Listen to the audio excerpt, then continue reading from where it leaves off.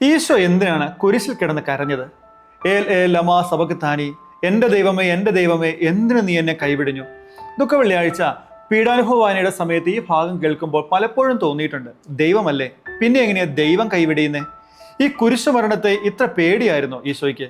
ഈശോയ്ക്ക് മുമ്പ് അനേകായിരം മനുഷ്യർ ഈ കുരിശിൽ കയറി മരിച്ചിട്ടുണ്ടല്ലോ.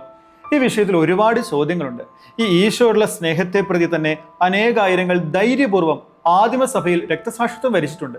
വറച്ചട്ടിയിലും തിളച്ച എണ്ണയിലും പന്തമായി കുത്തി നിർത്തപ്പെട്ടും തോലുരിഞ്ഞെടുക്കപ്പെട്ടും ഈശോയുടെ വിശ്വാസം തള്ളിപ്പറയാത്തതിന്റെ പേരിൽ ക്രൂരതയുടെ ഏറ്റവും വലിയ അവസ്ഥകളുടെ ആദിമസഭയിലെ പലരും കടന്നുപോയിട്ടുണ്ട്. ഇവരൊക്കെ ഈശോ ജീവിച്ചിരുന്ന കാലത്തോട് അടുത്ത് ജീവിച്ചിരുന്നവരായതിനാൽ നമുക്കുള്ള കേട്ടറിവിനേക്കാൾ കൂടുതൽ ബോധ്യങ്ങളും അവർക്കുണ്ട്. അങ്ങനെയെങ്കിൽ കുരിശിൽ കിടന്ന ഈശോ കരഞ്ഞത് മറ്റെന്തോ കാരണം കൊണ്ടാണ്.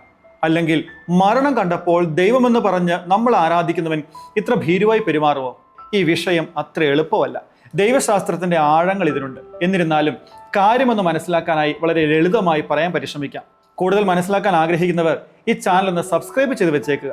ആളുകളുടെ സംശയങ്ങൾക്കനുസരിച്ച് ഇത്തരം കൂടുതൽ പഠനങ്ങൾ നടത്താനായിട്ട് പരിശ്രമിക്കുന്നതാണ്. ലിങ്ക് താഴെയുള്ള പ്ലേ ബട്ടണിലോ ഡിസ്ക്രിപ്ഷൻ ബോക്സിലോ ബയോയിലോ ഒക്കെ കൊടുത്തിട്ടുണ്ട്. നമുക്ക് കേൾക്കാം, മനസ്സിലാക്കാം.